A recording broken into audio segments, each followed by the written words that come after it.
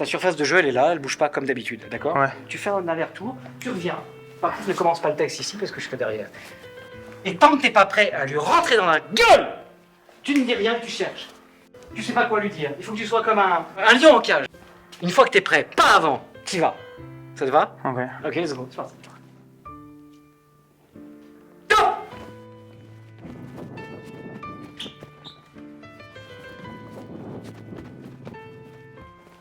Ok, continue, cherche, t'es pas prêt encore, t'es pas prêt. Bouge plus vite, tu bouges trop lentement, tu te balades. Pourquoi tu te balades? Te balades pas à gauche, droite, gauche. Un lion en cage, t'as déjà vu un lion en cage? Ouais. Ça bouge, un cage. Allez, continue, Ok. t'es pas chaud, c'est presque ça encore, c'est presque. Suis-moi. Continue, tout seul. Allez, Vas-y, lance-moi. tout de suite. Adieu Camille. Retourne à ton couvent. Et lorsqu'on te fera de ces récits hideux qui t'ont empoisonné, réponds ce que je vais te dire. Tous les hommes sont menteurs, inconstants, faux, bavards, hypocrites, orgueilleux ou lâches, méprisables et sensuels. Toutes les femmes sont perfides, artificieuses, vaniteuses, curieuses et dépravées. Le monde n'est qu'un égout sans fond où les phoques les plus informes rampent et se tordent sur des montagnes de fange. Mais il y a une chose au monde saint et sublime, c'est l'union de ces deux êtres si imparfaits et si affreux. On est souvent trompé en amour, souvent blessé et souvent malheureux. Mais on aime. Et quand on est sur le bord de sa tombe, on se retourne pour regarder en arrière et on se dit « J'ai souffert souvent. Je me suis trompé quelquefois, mais j'ai aimé. C'est moi qui ai vécu et non pas un être factice créé par mon orgueil et mon ennui. »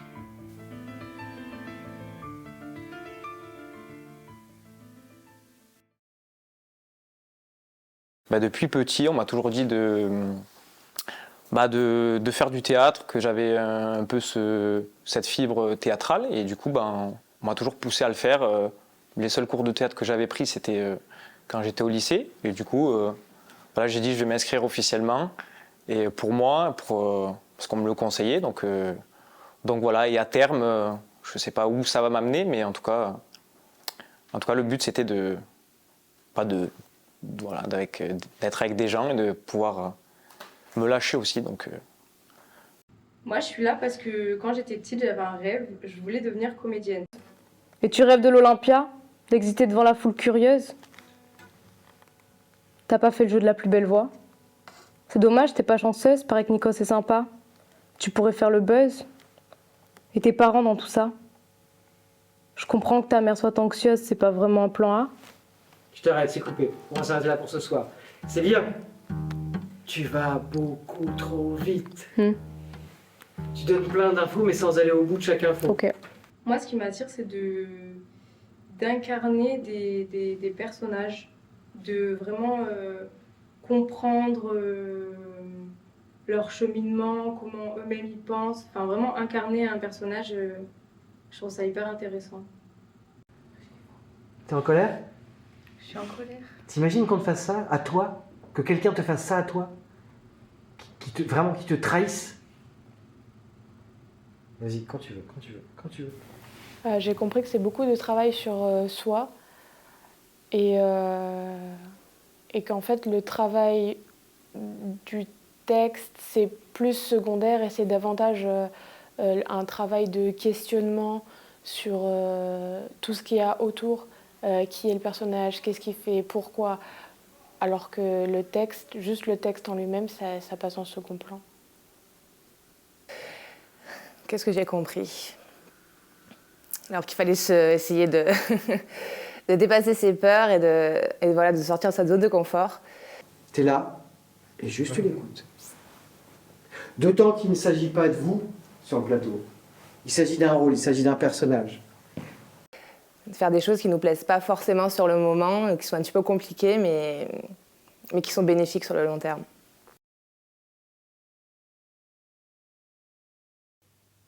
Allez-y Adèle, racontez-nous. Eh ben, je suis... Vous avez 22 ans Non, je vais les avoir. C'est dans 2 mois. et vous avez arrêté vos études très tôt pour rentrer dans la vie active. C'est bien ça, Adèle? Oui, enfin, c'était pas vraiment pour entrer dans la vie active. C'est surtout parce qu'à l'époque, j'avais rencontré quelqu'un. C'est pour être avec lui que j'ai arrêté, que je suis partie de chez moi. Je préférais vivre avec un garçon qu'avec mes parents, alors dès que ça s'est présenté, j'ai sauté dessus. Enfin, sur l'occasion. C'est un besoin de liberté. De liberté, je sais pas. C'était surtout pour coucher avec lui, vous voyez. Parce que quand j'étais plus jeune, je me disais que la vie devait commencer le jour où on fait l'amour et qu'avant ça, on n'est rien. Alors le premier qui a eu de le faire, je suis partie avec lui pour qu'on soit que tous les deux et pour que ma vie commence. Mais le problème, c'est que ça n'a pas très bien commencé. Et vous ne vous entendiez pas avec ce garçon? Pourquoi est-ce que ça n'a pas bien commencé? Parce que c'est toujours comme ça avec moi. Ça commence mal et ça finit encore plus mal. Je tombe jamais sur le bon numéro. Vous voyez les papiers collants qui attirent les mouches en spirale? C'est moi craché. Des histoires moches, il n'y en a pas une qui me passe à côté. Faut croire qu'il y a des gens comme ça qui font aspirateur pour soulager un peu les autres. Je tombe jamais sur le bon numéro. Tout ce que j'essaye, ça rate. Tout ce que je touche, ça se transforme en vacherie. Comment vous expliquez ça, Adèle? La voix, ça s'explique pas, hein. C'est comme l'oreille musicale, si vous voulez. On l'a ou on l'a pas. Qu'est-ce qui s'est passé avec ce garçon? Avec lequel? Le premier, celui avec qui vous êtes parti. Ça n'a pas été jusqu'au bout? Si, ça a été tout au bout. Mais vous avez été déçue? Bah non, c'est au contraire, c'est bien ça le problème. Parce que si ça m'avait pas plu autant, je serais peut-être pas là aujourd'hui. Enfin bon, sauf que la première fois, on n'était peut-être pas trop à l'aise. Oui, la première fois, c'est jamais très facile. Et puis si vous n'étiez pas très à l'aise, c'est parce que vous étiez très jeunes tous les deux. Non, c'est parce qu'on était au lavabo d'une station-service. Et que c'est pas très pratique. Je sais pas si vous avez déjà essayé. Non. C'est pas pratique. Surtout sur les autoroutes. C'est moi qui avais eu l'idée de faire du stop. Parce que je pensais que les histoires d'amour, ça devait toujours se passer au bord de la mer. Mais c'était pas une bonne idée. Remarquez, hein, si on fait le compte des bonnes idées, j'en ai pratiquement jamais eu. Chaque fois, je m'emballe trop vite, je réfléchis pas. Et c'est ça mon défaut. Heureusement, quelqu'un m'a ramassé parce que sinon, je crois que j'aurais été capable de me jeter sous un camion ou sous autre chose. Qui vous a ramassé? Ah ça, je peux pas vous dire, parce que c'était un homme marié. Un psychologue. D'ailleurs, il a tout de suite senti que j'avais un coup de cafard carabiné. Il s'est mis en quatre pour me remonter le moral. Il s'est même tellement mis en quatre, et j'ai à moitié cru que j'étais tombée enceinte. Mais en fait, coup de bol, c'était juste l'appendicite. Enfin, coup de bol, façon de parler, hein, parce que avec l'anesthésiste, on peut pas dire que j'ai eu énormément de bol. Vous avez eu des problèmes avec l'anesthésiste? Non, il était gentil. Il avait l'air tellement amoureux que je l'aurais suivi à l'autre bout du monde. Mais en fait, on n'a pas été plus loin que Limoges. C'est marrant, hein, comme les gens peuvent avoir l'air raides amoureux, tout en l'étant pas du tout. Ça doit être quelque chose de facile à imiter. Il me disait que je lui faisais l'effet d'un verre de Cointreau. Et le Cointreau, il a dû s'en lasser assez vite. C'est pour ça qu'il est parti téléphoner. À qui? Ah ça, j'ai jamais su parce qu'il est jamais revenu. On était dans un restaurant et je savais pas qu'il y avait une sortie juste par derrière. C'est pour ça que je l'ai attendu jusqu'à la fermeture. Le patron habitait juste au-dessus. Ça sentait un peu la friture, mais il avait les mains douces et calmes. Et les mains, c'est traître, ça peut vous faire croire n'importe quoi. C'est comme ça que je suis rentrée dans la vie active. Enfin que je suis devenue hôtesse d'accueil chez lui.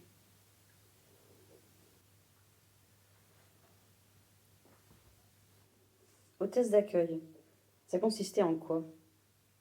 Ben, au début, surtout à accueillir, à être souriante avec tout le monde. Ça donnait pas la méningite comme travail. Mais les sourires, vous savez ce que c'est?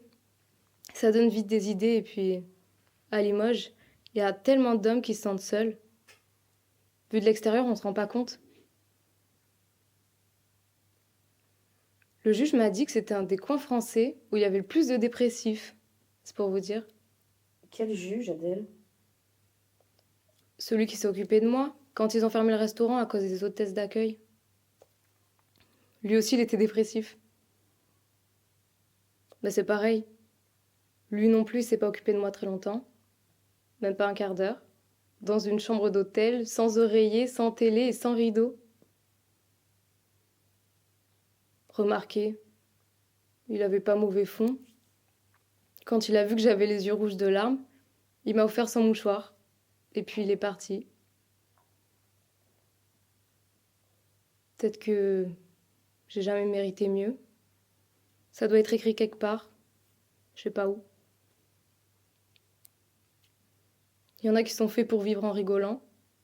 Moi, j'ai jamais passé un seul jour de ma vie sans me faire avoir. Tout ce qu'on m'a promis, j'ai toujours cru, mais j'ai jamais réussi à rien. Ni à servir à quelque chose, ni à compter pour quelqu'un, ni être heureuse, ni même malheureuse. Parce que sûrement on doit être malheureux quand on a perdu quelque chose. Mais j'ai jamais rien eu à moi, à part mon manque de bol. Comment vous voyez votre avenir, Adèle?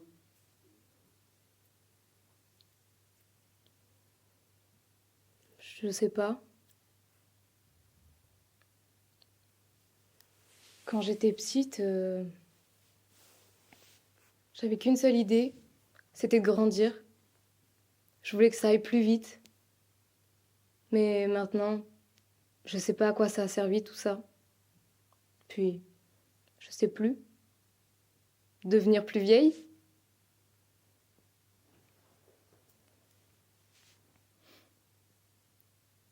Ce qu'il y a devant moi, j'ai l'impression que c'est comme une salle d'attente dans une grande gare, avec des bancs, des courants d'air, et derrière les vitres, des tas de gens qui passent à toute allure sans me voir.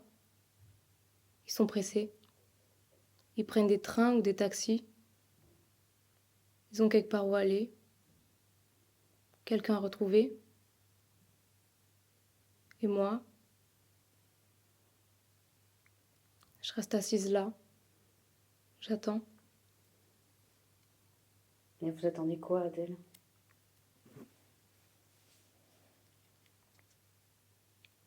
Qu'il m'arrive quelque chose.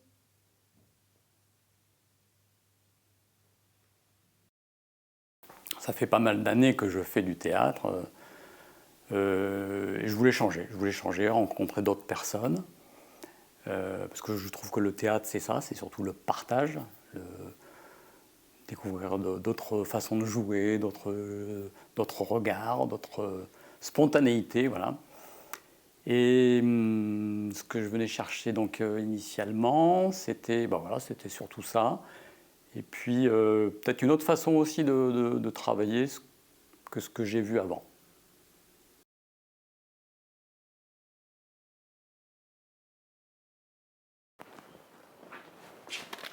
Combien? 68 cents. Et l'essence? Vous avez eu de la pluie par chez vous? Ça, pas chez moi.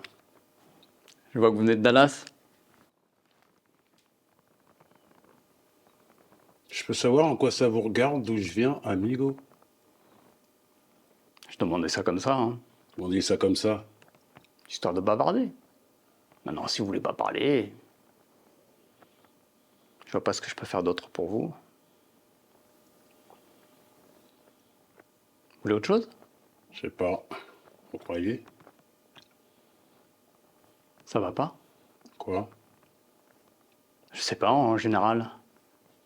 C'est ça la question que vous me posez. Si ça va pas en général. Vous voulez autre chose? Elle avait déjà demandé. Bon, faut que je songe à fermer, là. Faut que vous songiez à fermer. Oui, monsieur. Fermer à quelle heure? Maintenant, on ferme maintenant, là. C'est pas une réponse, ça, maintenant. Dites-moi une heure. Généralement, la nuit. Vous savez plus du tout ce que vous dites. Pardon? J'ai dit, vous ne savez plus du tout ce que vous dites. À quelle heure vous allez dormir? Quoi? Vous êtes sourd d'oreille. À quelle heure vous allez dormir? 9h, 9h30, environ 9h30. Je reviendrai alors. Mais pourquoi vous voulez revenir puisqu'on vous dit que ce sera fermé? Vous l'avez déjà dit. Bon, il faut que je ferme là maintenant. Vous habitez derrière dans la maison? Bah oui, c'est ça, oui. Vous avez toujours vécu là? Bah, c'était la maison du père de ma femme à l'origine. Vous avez épousé la maison? Et on a vécu d'abord à Dallas, toute la famille à Temple. Puis après, on est venu ici il y a environ 4 ans. Vous avez épousé la maison? Oui, on peut dire ça comme ça, si vous voulez, oui. Non, pas que je le veuille ou je le veuille pas, c'est comme ça. C'est quoi le plus gros que vous ayez perdu à pile ou face? Je sais pas du tout. Le plus gros que vous ayez perdu à pile ou face?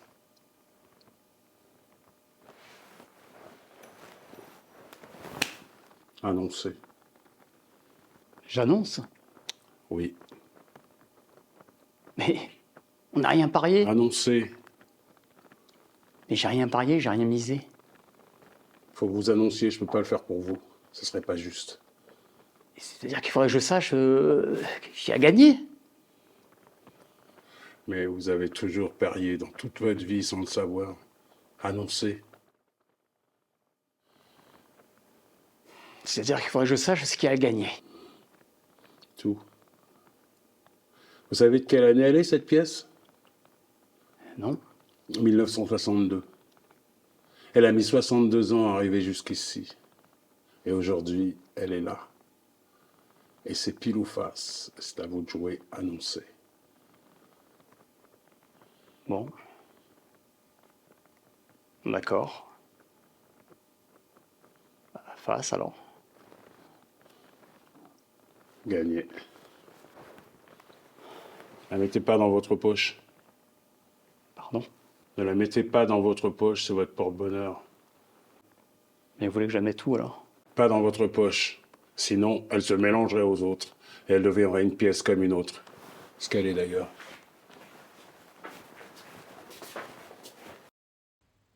C'est quelque chose que je fais pas au quotidien, jouer un personnage, des émotions qui sont assez fortes.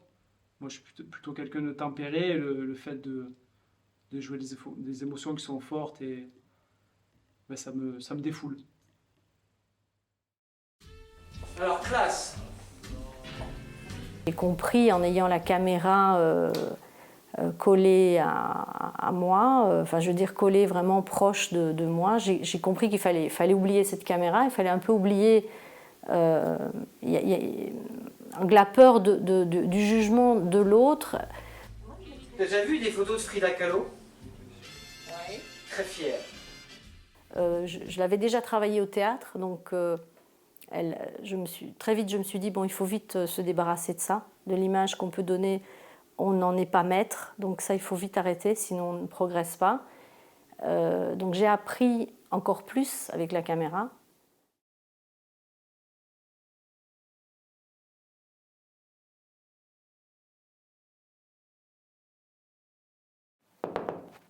Qui est là? Maman, c'est moi, tu me laisses entrer? Maman, s'il te plaît, ouvre, c'est moi. Maman, t'es là? Ouvre la porte, c'est moi, Fred. T'es là?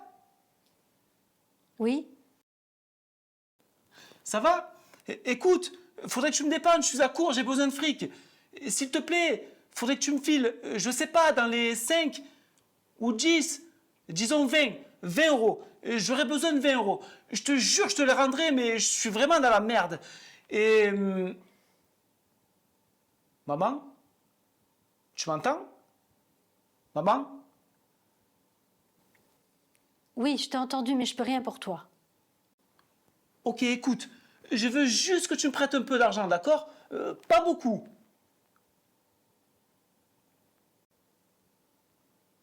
Non, je regrette. Mais pourquoi? Je ne te reconnais plus.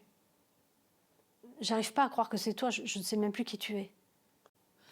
Écoute, tu peux me faire confiance, je vais pas déconner, hein.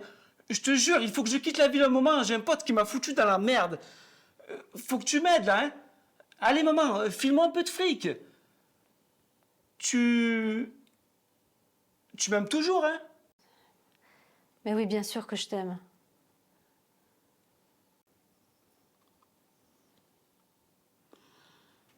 Maman, je t'en supplie, file-moi un peu de fric.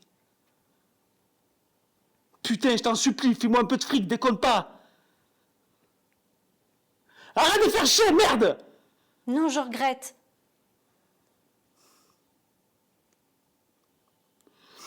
File-moi du fric, bordel de merde! Je suis ton fils, putain!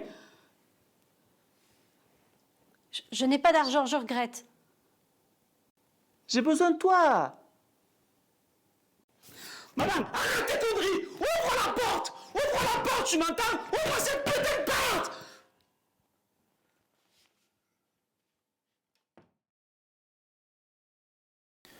Alors, je suis ici dans ce cours pour apprendre le métier d'acteur. Alors, de base, je suis très passionné par le théâtre et l'acting. Et j'essaye de réaliser mon rêve, quoi, tout simplement, qui est de devenir acteur.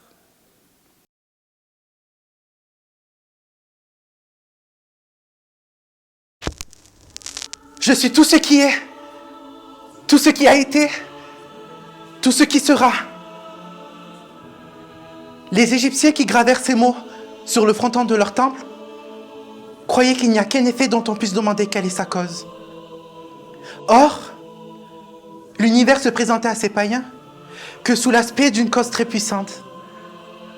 La cause première de toute chose doit être absolue, nécessaire, parfaite. Donc il ne peut y avoir deux êtres infiniment parfaits, car deux ne fait pas plus qu'un. L'être parfait ne peut être divisé. Celui qui est par lui-même ne peut changer. Or, le temps est la mesure du changement. L'infiniment parfait ne change pas. Unité, immutabilité, éternité. C'est lui, c'est Dieu, cause a souris sa propre cause.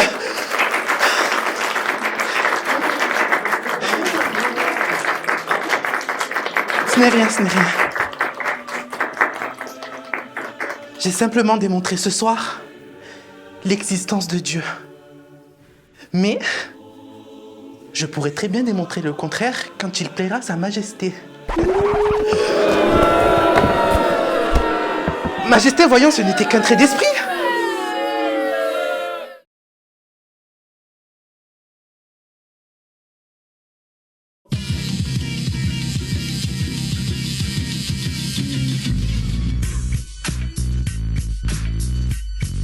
Vous me dites, monsieur, que j'ai mauvaise mine? Avec cette vie que je mène, je me ruine. Que l'on ne gagne rien à trop se prodiguer? Vous me dites enfin que je suis fatigué. Oui, je suis fatigué, monsieur, mais je m'en flatte.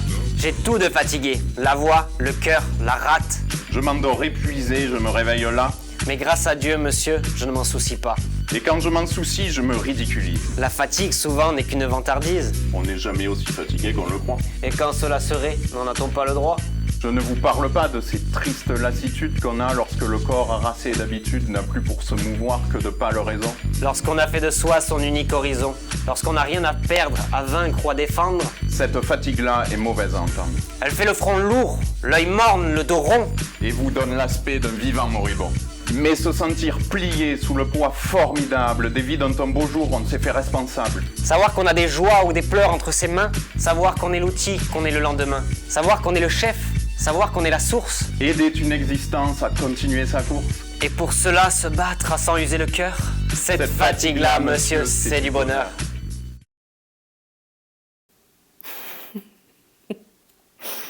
Donc il fallait oser se tromper. Et qu'on n'avait rien à prouver à personne. Le travail personnel, la concentration, pas facile. Et l'intention fondamentale dans l'expression de l'émotion.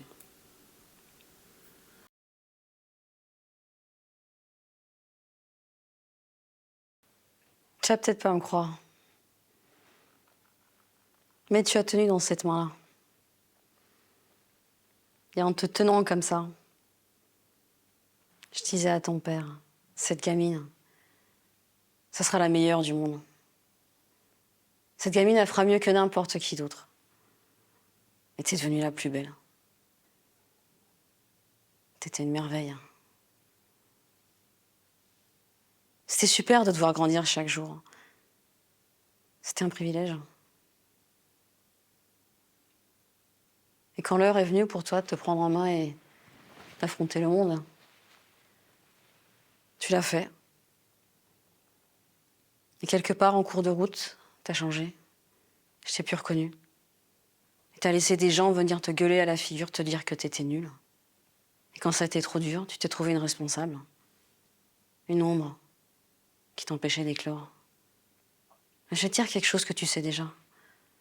Le soleil, les arcs-en-ciel, c'est pas le monde.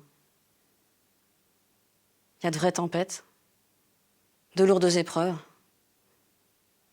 Aussi grande et forte que tu sois, la vie te mettra à genoux en permanence si tu la laisses faire. Toi, moi, n'importe qui. Personne ne frappe aussi fort que la vie. C'est pas d'être un bon cogneur qui compte.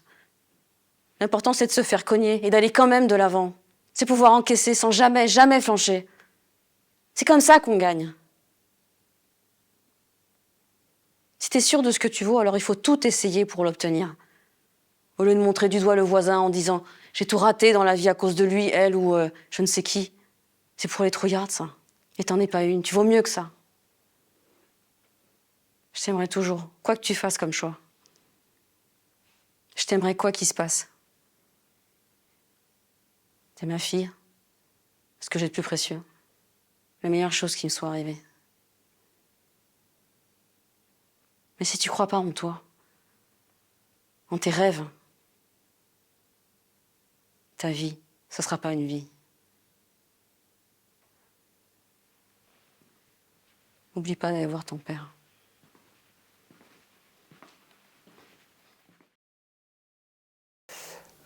C'est vrai qu'on veut toujours faire bien, comme on dit, donc on cherche à faire quelque chose pour qu'on pense être bien, alors que c'est complètement l'inverse qu'il faut faire, et juste être comme on est tous les jours, quoi, hein, comme quand on part entre amis, à la famille, à la maison, voilà, un peu naturel. Mais en étant naturel dans la peau de quelqu'un d'autre. Donc c'est ça qui est un peu plus compliqué à faire. Donc je commence à comprendre, enfin, je comprends l'objectif du truc, donc je suis content de ça. Après, il reste à faire le travail pour, quoi.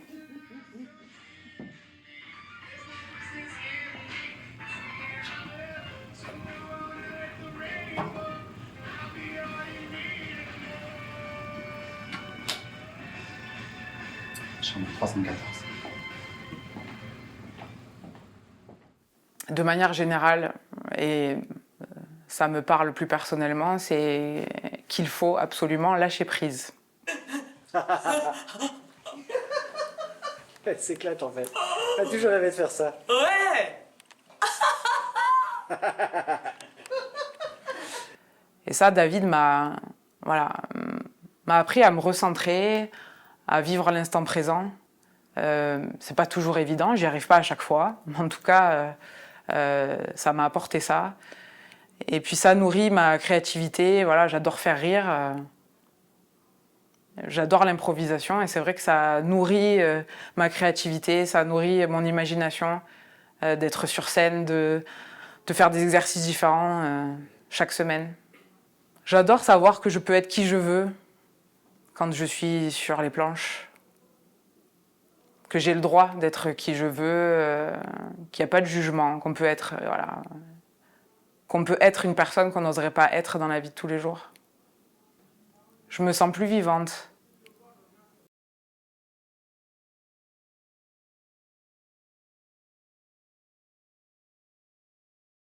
Belle Marianne, vous dormirez tranquillement. Le cœur de Célio est à une autre. Et ce n'est plus sous vos fenêtres qu'il donnera ses sérénades. Quel dommage et quel grand malheur de n'avoir pu partager un amour comme celui-là. Voyez comme le hasard me contrarie, moi qui allais l'aimer. En vérité? Oui, sur mon âme, ce soir ou demain matin, dimanche au plus tard, je lui appartenais. Qui pourrait ne pas réussir avec un ambassadeur tel que vous? Il faut croire que sa passion pour moi était quelque chose comme du chinois ou de l'arabe, puisqu'il lui fallait un interprète et qu'elle ne pouvait s'expliquer toute seule. Raillez, nous ne vous craignons plus. Ou peut-être que cet amour n'était encore qu'un pauvre enfant à la mamelle, et vous, comme une sage nourrice, en le menant à la lisière, vous l'aurez laissé tomber la tête la première en le promenant par la ville. La sage nourrice s'est contentée de lui faire boire d'un certain lait, que la vôtre vous a versé sans doute et généreusement. Vous en avez encore sur les lèvres une goutte qui se mêle à toutes vos paroles. Comment s'appelle ce lait merveilleux? L'indifférence. Vous ne pouvez ni aimer ni haïr. Vous êtes comme les roses du Bengale, Marianne, sans épines et sans parfum. Bien dit. Aviez-vous préparé d'avance cette comparaison? Si vous ne brûlez pas le brouillon de vos harangues, donnez-le-moi de grâce que je les apprenne à ma perruche. Qui trouvez-vous qui puisse vous blesser? Une fleur sans parfum n'en est pas moins belle. Bien au contraire, ce sont les plus belles que Dieu a faites ainsi. Et le jour où, comme une Galatée d'une nouvelle espèce, vous deviendrez de marbre au fond de quelque église, ce sera une charmante statue que vous ferez, et qui ne laissera pas que de trouver quelque niche respectable dans un confessionnal. Mon cher cousin, est-ce que vous ne plaignez pas le sort des femmes? Voyez un peu ce qu'il m'arrive. Il est décrété par le sort que Célio m'aime, ou qu'il croit m'aimer, lequel Célio le dit à ses amis, lesquels amis décrètent à leur tour que sous peine de mort je serai sa maîtresse. La jeunesse napolitaine daigne m'envoyer en votre personne un digne représentant chargé de me faire savoir que j'ai à aimer le dit seigneur Célio d'ici à une huitaine de jours. Pesez cela, je vous en prie. Si je me rends, que dira-t-on de moi? N'est-ce pas une femme bien abjecte que celle qui obéit, à point nommé à l'heure convenue, à une pareille proposition? Ne va-t-on pas la déchirer à belles dents, la montrer au doigt et faire de son nom le refrain d'une chanson à boire? Si elle refuse, au contraire, est-il un monstre qui lui soit comparable? Est-il une statue plus froide qu'elle? Et l'homme qui lui parle, qui ose l'arrêter en place publique son livre de messe à la main, n'a-t-il pas le droit de lui dire « Vous êtes une rose du Bengale, sans épines et sans parfum ».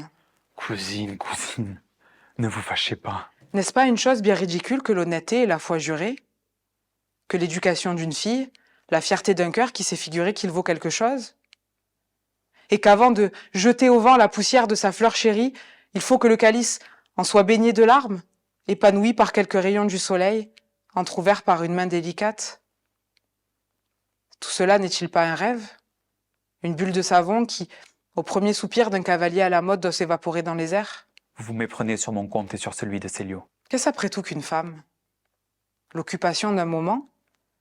Une coupe fragile qui renferme une goutte de rosée qu'on porte à ses lèvres et qu'on jette par-dessus son épaule? Une femme, c'est une partie de plaisir? Ne pourrait-on pas dire quand on en rencontre une « Voilà une belle nuit qui passe » ? Et ne serait-ce pas un grand écolier en de telles matières que celui qui baisserait les yeux devant elle et qui lui dirait tout bas « Voilà peut-être le bonheur d'une vie entière » et qui la laisserait passer.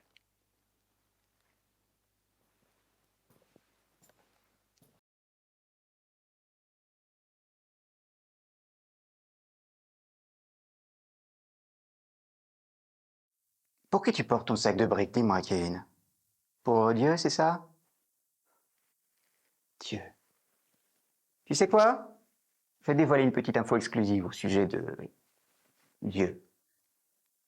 Dieu aime regarder. C'est un farceur. Réfléchis. Il accorde à l'homme les instincts. Il vous fait ce cadeau extraordinaire et ensuite, qu'est-ce qu'il s'empresse de faire? Et ça, je peux te le jurer. Pour son propre divertissement.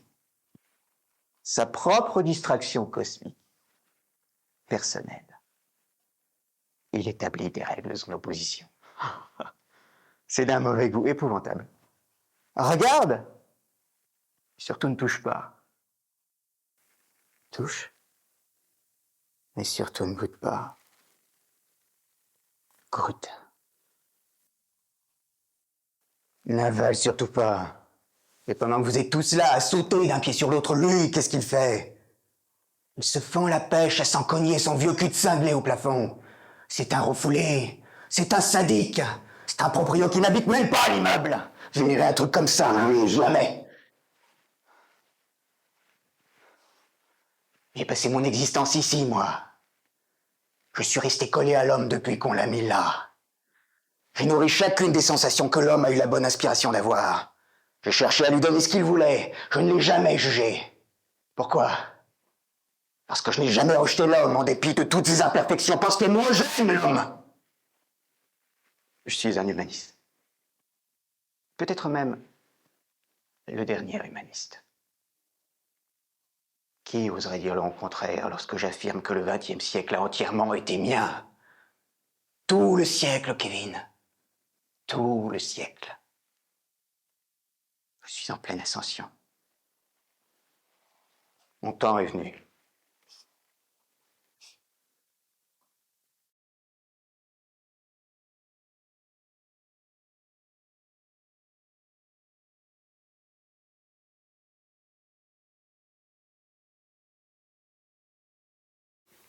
J'ai du mal à dire la vérité.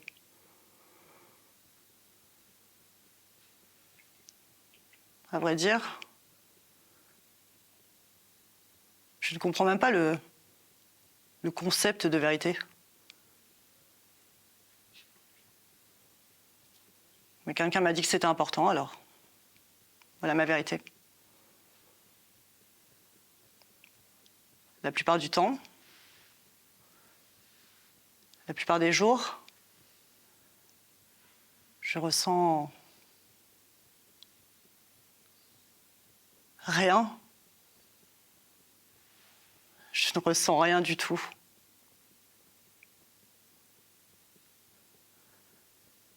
Je m'ennuie à mourir.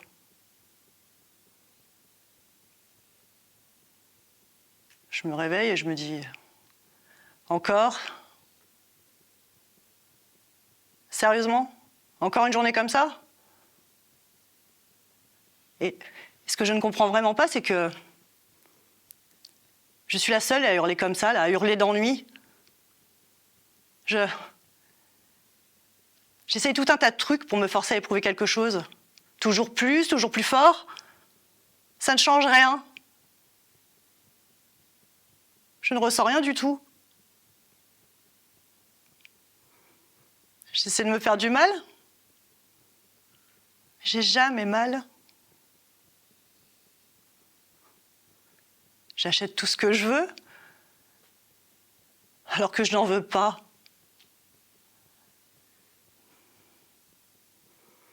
Je me fais plaisir,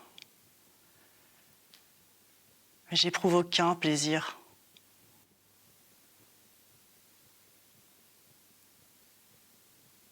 En vérité, je m'ennuie à en crever.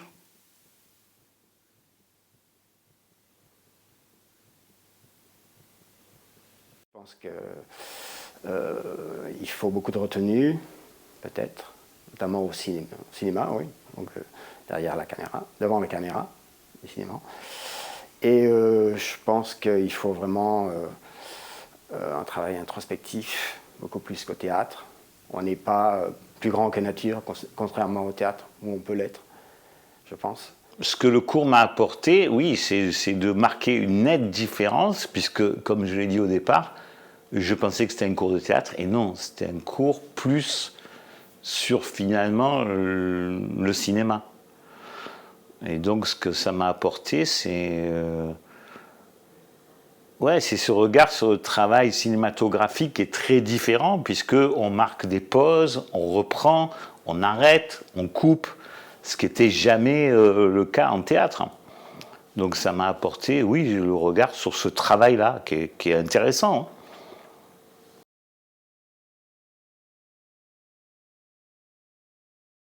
Il y a des moments où j'ai l'impression que vous me prenez vraiment pour un imbécile. Hein. Bien sûr que je peux le faire. Qu'est-ce que je dois dire? Je vous coupe, c'est pas ça la mise en place qu'on avait fait la dernière fois. Et oui, il fait semblant de partir. Regarde, Michel, regarde. Texte.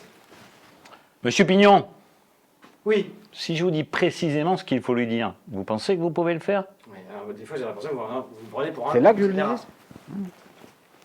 Bien sûr que je m'assieds, bien sûr que je peux le faire. Qu'est-ce que je dois dire? Okay. Tu vois? Oui. Allez, ça tourne toujours, on n'a pas coupé. Place de départ, s'il vous plaît. En fait, si je peux me permettre, en fait, lui, il faisait comme s'il partait, puisque je le rattrape. Ouais, fais ça, fais ça. Mais alors, attrape-le vite. Hein. Oui, bien sûr. Alors, par contre, viens un peu plus proche, s'il te plaît. Ouais, stop, très bien, et tu te tires. À l'action, tu pars. Action. Monsieur Pignon. Oui. Si je vous dis précisément ce qu'il faut lui dire, vous pensez que vous pouvez le faire? Il y a des moments, j'ai l'impression que vous me prenez vraiment pour un imbécile. Hein. Et bien sûr que je peux le faire. Qu'est-ce que je dois dire? On pourrait se servir du bouquin qu'ils ont écrit ensemble. Vous appelez Leblanc, vous lui dites que vous êtes producteur de films. Oui. Vous avez lu le roman et vous voulez acheter les droits pour le cinéma. Oui. Et en fin de conversation, vous lui demandez où vous pouvez joindre sa collaboratrice. Quelle collaboratrice? Ma femme. Je vous ai dit qu'il avait écrit un bouquin avec elle. Ah oui, c'est exact. Ok, d'accord, excusez-moi. Ça ne marchera jamais. Mais si, ça y est, j'ai compris. C'est pas simple, mais j'ai compris. Mais quoi, c'est pas simple? C'est tout simple. Vous êtes producteur, ok? Ok. Vous avez une maison de production à Paris. Non, pas à Paris. Il connaît tout le monde à Paris. Vous êtes un producteur étranger. Américain? Allemand? Belge. C'est parfait, ça, belge. Pourquoi belge? Parce que c'est très bien belge. Vous êtes un gros producteur belge, vous avez lu Le Petit Cheval de Manège, c'est le titre du roman, et vous voulez acheter les droits pour le cinéma. C'est un bon livre? Très mauvais, quelle importance? Ça m'embête un peu, ça. Pourquoi? C'est le bouquin mauvais pour que j'ai racheté les droits. Monsieur Pignon. Oui? Vous n'êtes pas producteur. Non. Vous n'êtes pas belge non plus. Non. Ce n'est donc pas pour acheter les droits du livre que vous lui téléphonez, mais pour savoir où est ma femme. Ça, c'est très tordu, hein. Mais bougrement intelligent. C'est quoi son numéro? 01 47 45. Je vais le faire moi-même. Il s'appelle Juste Leblanc. Ah bon? Il n'a pas de prénom? Je viens de vous le dire. Juste Leblanc. Son nom, c'est Leblanc, et c'est juste son prénom. Monsieur Pignon. Oui? Votre prénom à vous, c'est François, c'est juste. Oui? Eh bien lui, c'est pareil, c'est juste. Bon, on a assez perdu de temps comme ça.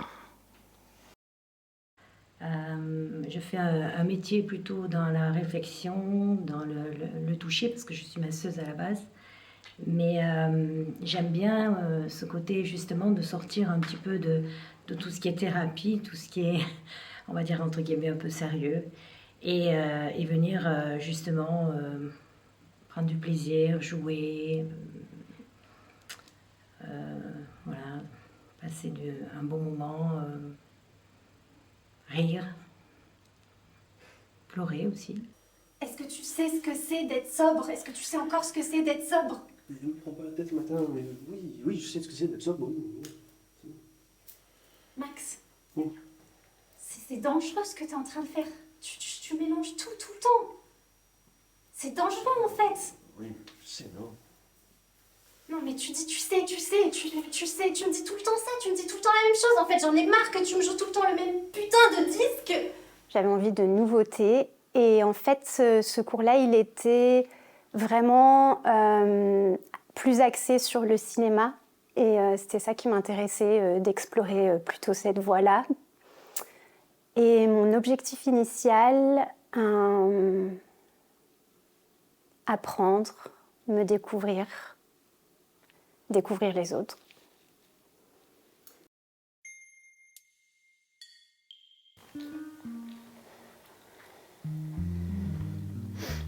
Ma chère enfant, pour l'instant, vous ne ressemblez pas à grand-chose.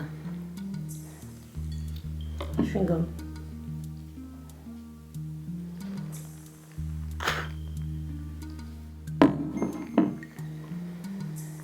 Mais si nos efforts sont mutuels et répétés, et si le ciel nous est clément, nous finirons sûrement par vous donner forme humaine. Étape intermédiaire mais néanmoins nécessaire avant de devenir l'essentiel de l'homme, une femme. Cela vous plaît? Pouvez-vous me donner une définition de la grâce? Je vais dire une connerie. Eh bien, souriez. Ce sera déjà un bon début. Il faut toujours sourire quand on ne sait pas. Ça ne vous rend pas plus intelligente, mais c'est plus agréable pour ceux qui vous regardent. Laissez-vous envahir par cette petite fragilité qui va embellir votre visage. Un sourire. Un sourire, c'est une caresse à fleur de peau, une tendresse, presque un état d'âme. Ce sont mes mains que tu regardes là? Elles étaient belles, tu sais. Maintenant, elles me trahissent. Vous avez déjà été à ma place avant?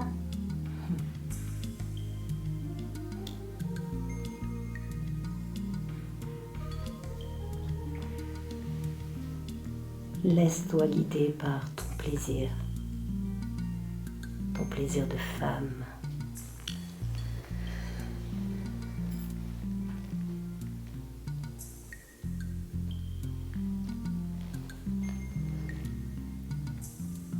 Et n'oublie pas,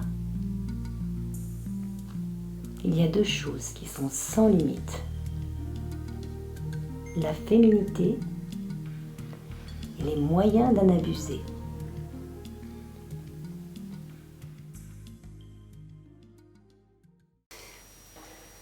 Moi, quand j'étais petite, je voulais être danseuse. Toi, tu voulais être quoi quand t'étais petit?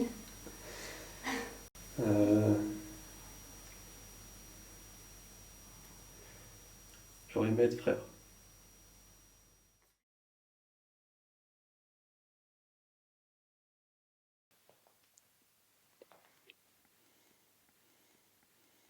Éclate dans ta violence. Prends plaisir à le dominer, à l'assujettir, à l'avoir à tes pieds, à ta botte. Vas-y, rampe. Franchement, non mais c'est Rampe. bon. Non mais Voilà, c'est bon. demande pardon, s'il vous plaît. C'est une blague. C'est une blague. S'il vous plaît, on en parlera après l'exercice. Non, moi je peux pas. Voilà, demande pardon. Faut trouver du plaisir Excusez-moi, à être excusez-moi. soumis. Tu vas passer Ouais, mais justement. j'aimerais bien passer avec vous en fait. Avec moi. Ouais, j'aimerais bien, ouais. Petite pute. Petite merde. Petit con. Je dois être soumis là, c'est ça? Vous êtes censé me dominer là? Si tu es un tant soit peu perméable. Ouais, allez-y. Si tu es un tant soit peu perméable. Non mais c'est ça la domination? Ok, alors je retiens parce Tu que... sais comment on appelle un acteur raté? Ouais, comment? Un has-been. Christine. Un has-been. Christine, on l'appelle Christine. Un has-been. Et tu sais comment on appelle quelqu'un comme toi? Un never been. Vous savez quoi? Vous dominez personne. Vous vous dominez même pas vous-même. Je veux pas faire du misérabilisme, hein, d'accord? Mais moi je sais ce que c'est que d'être dominé. Je sais ce que c'est que d'être soumis à une situation ou à quelqu'un. Et vous, vous n'êtes rien du tout. Vous dominez personne. T'es en train de briser tous ces gens-là, t'es en train de me briser moi. T'es en train de me dégoûter du travail. T'es en train de me dégoûter de ce métier, t'es en train de tous nous dégoûter de ce métier. T'es juste en train de nous humilier. T'es juste en train de prendre ton pied sur ta vie ratée. T'es juste en train de faire ça. Mais moi, c'est 6 mois de salaire. 6 mois de salaire et tout un espoir. T'es en train de nous apprendre la frustration. T'es en train de nous apprendre l'aigreur, tu m'entends? C'est une honte. Tu as le choix. J'ai pas le choix. Tu as le choix. J'ai pas le choix. Tu as le choix de continuer ou d'arrêter. J'ai pas le choix. Le choix, je l'avais il y a 1 mois avant de payer ce cours. Aujourd'hui, je l'ai donné mon argent. J'ai plus le choix. C'est quoi être comédien pour toi? Dis-moi ce que c'est que de jouer la comédie. Donne-moi 3 mots. 3 mots qui me servent. 3 mots, je paye pas 1 500 €. 1 500 € pour rien! Bon d'accord, je te les donne. Arrête ce métier. Voilà.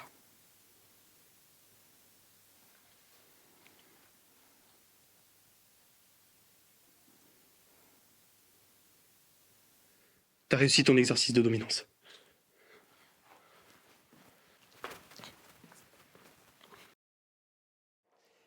On joue pas. On n'est pas là pour jouer, on est là pour être vrai. Ça c'est un truc voilà, que j'ai appris, je pense, la principale pardon, que j'ai appris. Quand on mobilise des choses qui nous appartiennent pour pouvoir interpréter un rôle et que ça doit être le plus vrai possible. Et cette exigence, voilà, j'ai appris ça, cette exigence, disons, de vérité, voilà, dans les émotions qu'on interprète, dans les personnages qu'on joue, voilà, il faut qu'on soit crédible. Et donc il faut qu'on imagine toute une histoire, un passé. Voilà, ça c'est quelque chose que j'ai appris dans ce cours en particulier. C'est quelque chose qu'on m'a pas appris dans les cours de théâtre que j'ai fait enfant, par exemple. Je rajouterais à la question, à la réponse précédente, que cette exigence de vérité, en fait, elle s'associe aussi avec une exigence d'être dans l'instant. Et alors ça, c'est quelque chose qui m'a beaucoup plu, à titre personnel, parce que c'est très proche de ce que j'aime faire en musique aussi, à savoir l'improvisation, et de pas s'échapper. Pour moi, c'est quelque chose qui est exigeant parce que j'ai quand même une grande tendance à faire ça, c'est-à-dire à perdre ma concentration et à m'évader un peu parce que je suis un peu comment dire, un peu aérien. Mais et du coup, c'est quelque chose qui me captive, qui m'a beaucoup nourri.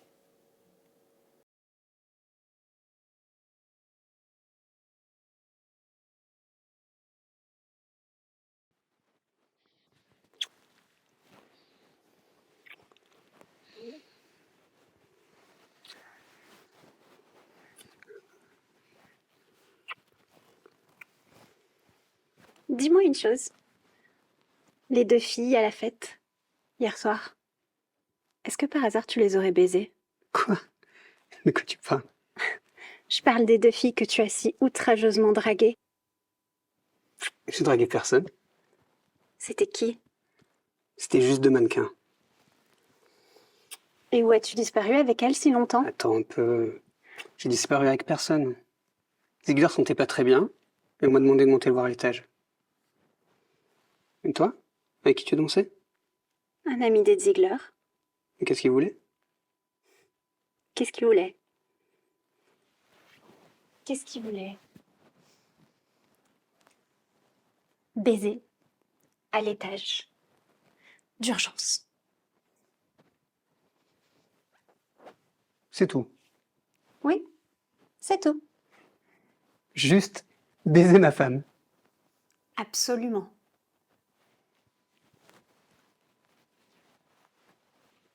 Je trouve ça compréhensible. Compréhensible. Oui. Parce que t'es une très, très belle femme. Donc pour toi, la seule raison qui pousse un homme à me parler, c'est l'envie qu'il a de me baiser. C'est peut-être pas tout à fait aussi simpliste, mais nous savons, toi et moi, comment sont les hommes. Dans ces cas-là, je devrais en conclure que tu voulais baiser ces deux mannequins. Il y a des exceptions. Qu'est-ce qui fait de toi une exception? Ce qui fait de moi une exception, c'est que je suis amoureux de toi, que tu es ma femme, et que jamais je te ferai du mal ou te mentirai. Tu réalises que tu es en train de me dire que si tu les as pas baisés, c'est par égard pour moi et pas parce que t'en avais pas envie? On se calme, Alice, ce pétard te rend agressive. Non, c'est pas le pétard, c'est toi. Pourquoi tu réponds jamais franchement? Merde! C'est ce que je pensais faire, je sais même pas pourquoi on se dispute. Je me dispute pas avec toi, je veux juste savoir où tu te situes. Où je me situe? Disons, par exemple, qu'une créature de rêve est nue dans ton cabinet et que tu lui tripotes les seins. Ce que j'aimerais savoir, c'est ce à quoi tu penses quand tu les tripotes. Alice, je suis médecin. Tout ça est très impersonnel. Mon assistante est toujours présente. Donc pour toi, t'as tes dessins n'est que pur professionnalisme. Exactement. Le sexe est le cadet de mes soucis quand j'examine une patiente. Et cette patiente, quand tu lui tripotes les seins, tu crois pas qu'elle fantasme sur la quéquette du beau docteur Bill? Je peux t'assurer que le sexe est le cadet des soucis de cette putain de patiente imaginaire. Comment en es-tu si sûre? Pour une bonne raison déjà, elle a peur de ce que je vais découvrir. Ok. Et une fois que tu lui as dit que tout allait bien, alors quoi? Alors quoi? Ça je ne sais pas, Alice, alors quoi? Les femmes... disons qu'elles voient les choses autrement. Les années d'évolution, c'est ça? C'est ça? L'homme doit la fourrer partout, mais pour la femme, ce n'est que sécurité, engagement et autres foutaises. Un peu caricatural, mais oui. Il y a de ça.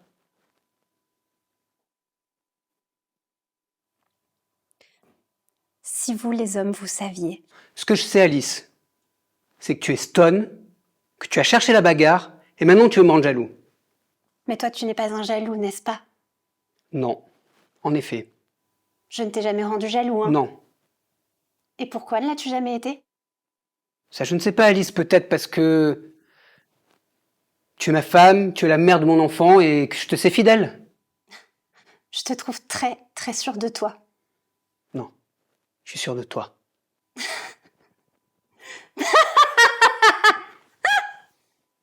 Tu trouves ça drôle? Mais on peut se taper ce putain de fou rire.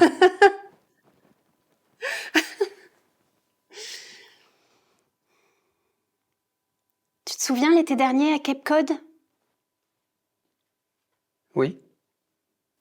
Tu te souviens, un soir, il y a un officier de marine qui s'est assis à côté de nous dans la salle à manger avec 2 autres officiers?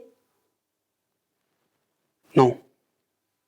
Le serveur lui a apporté un message, il s'est levé et il est parti. Ça te dit rien? Non. Eh bien, je l'avais déjà aperçu dans le hall le matin. Il suivait le chasseur qui portait ses bagages jusqu'à l'ascenseur.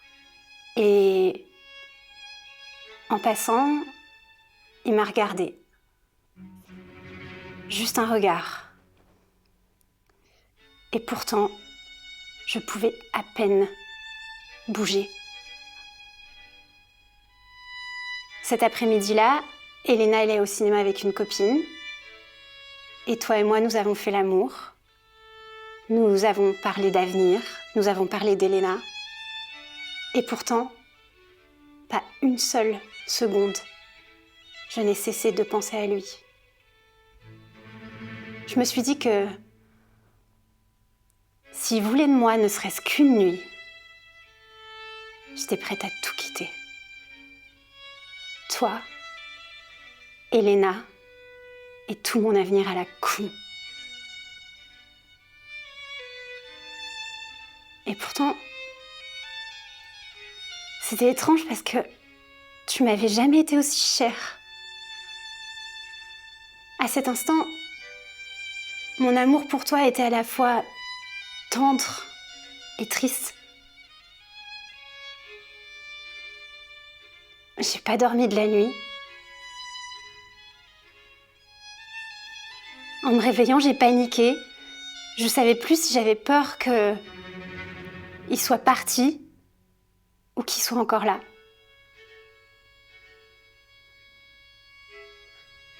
Au dîner, j'ai réalisé qu'il était parti et j'en étais soulagée.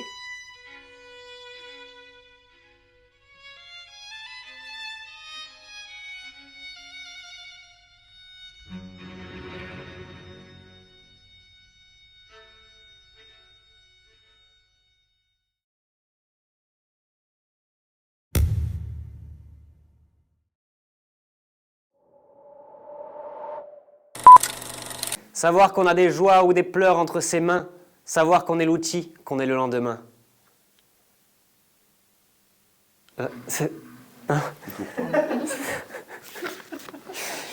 Savoir qu'on a des joies ou des pleurs entre ses mains, savoir qu'on est l'outil. Pourquoi je suis ici? Parce que je voulais faire du théâtre. C'était quoi la question? Dans ce cours en particulier. Dans ce cours en particulier. En fait, c'est une erreur. Je voulais faire du théâtre et j'avais mal lu. Clap. Ok, Rocky, scène 3. J'ai besoin de voir le clap. Mets-le vraiment en dessous de son menton. Plus dans l'image, ouais, très bien. Très bien, très bien. Ok, donc Rocky, scène 3. Ah, tu l'as pété. Inconstant, faux, bavard. Hein, tu allais me dire un truc Lorsqu'on te fera de ces récits hideux qui t'ont empoisonné. Ouais, t'allais dire quelque chose? Ah, pardon. Le monde n'est qu'un égout sans fond où les phoques les plus informes rampent et se tordent sur des montagnes de fange. Mais il y a au monde. C'est dommage, hein? C'est dommage, hein? Ouais. C'est Ouais, dommage, hein? dommage. C'est dommage, vas-y, on refait. Ah là, on va faire, ok, ça tourne. Je vais me remettre à l'endroit. Là, tu as numéroté comme ça. On est parti, s'il vous plaît, silence. Il faut vraiment du silence, là on fait du son. Donc, gros.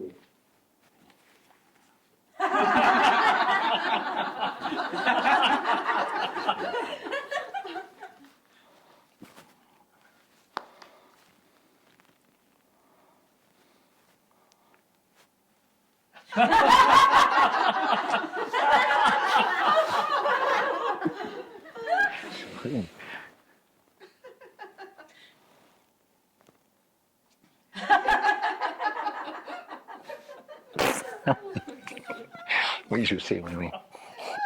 Moins fort, Pascal. Moins fort. C'est vraiment, vous, ça vous fait rire. C'est vraiment, voilà.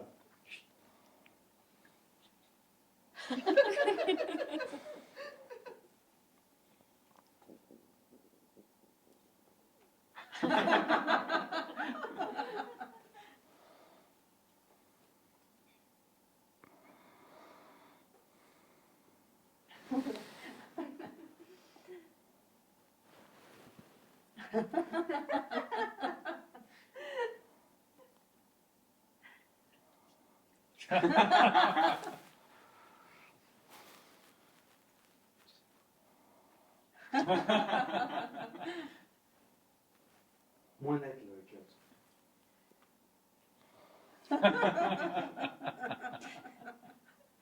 Tout ensemble très léger. Vraiment, c'est humour, ambiance, le théâtre du rond-point.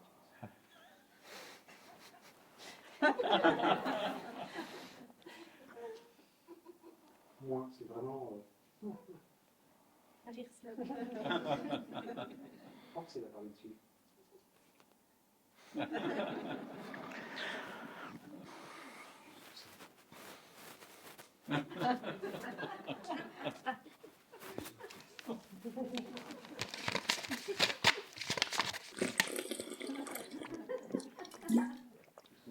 Alors, attends, c'est des bruits de sans micro du coup.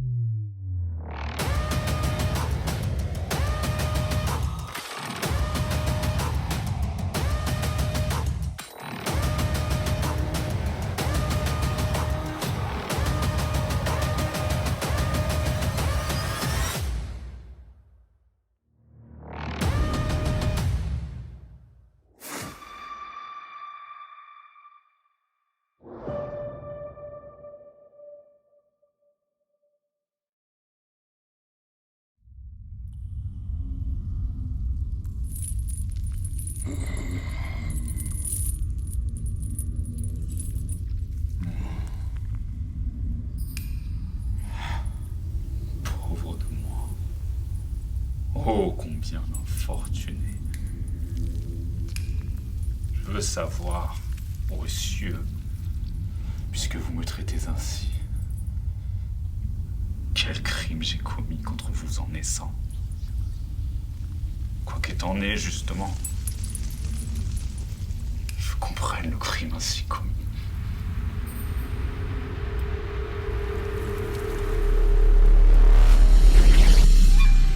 Votre justice, en effet, a de quoi exercer sa rigueur, puisque de l'homme, le crime majeur est d'être né. Je voudrais pourtant savoir, ô cieux, en quoi de plus je vous ai offensé, hormis le crime d'être né pour que vous me châtiez plus encore. Les autres ne sont-ils point nés? Et malgré leur naissance, de quels privilèges furent-ils investis dont jamais je ne fus gratifié? L'oiseau vient au monde, et tout paraît de sa splendeur. À peine se fait-il bouquet de plumes, ramage ailé, qu'il fend l'espace éthéré, délaissant la douceur du nid protecteur. Et moi, dont l'âme a plus d'essor, j'aurai moins de liberté? La bête vient au monde, et le pelage si divinement tacheté. À peine est-elle traînée d'étoiles, que l'humaine nécessité lui enseignant la cruauté en fait un monstre de rapacité. Et moi, dont l'instinct est plus fort, j'aurai moins de liberté? Le poisson vient au monde, et sans souffle, avortant Dieu levé de limon. À peine se voit-il sur les flots vaisseaux d'écailles, que de toutes parts il mesure l'immensité des pouvoirs que lui offre l'empire des ondes. Et moi, au plus grand libre arbitre, j'aurai moins de liberté? Le ruisseau vient au monde, et couleuvre glissant parmi les fleurs. À peine se fait-il serpent d'argent qui chante la majesté des champs ouverts à son sillage. Et moi, plus animé de vie, j'aurai moins de liberté?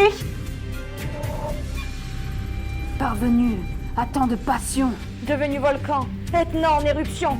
Je voudrais arracher de mon sein mon cœur par morceaux. Quelle loi, justice ou raison peut-elle dénier aux hommes si doux privilèges, si vitale faveur que Dieu a pourtant accordé à la bête, au poisson, à l'oiseau, au ruisseau?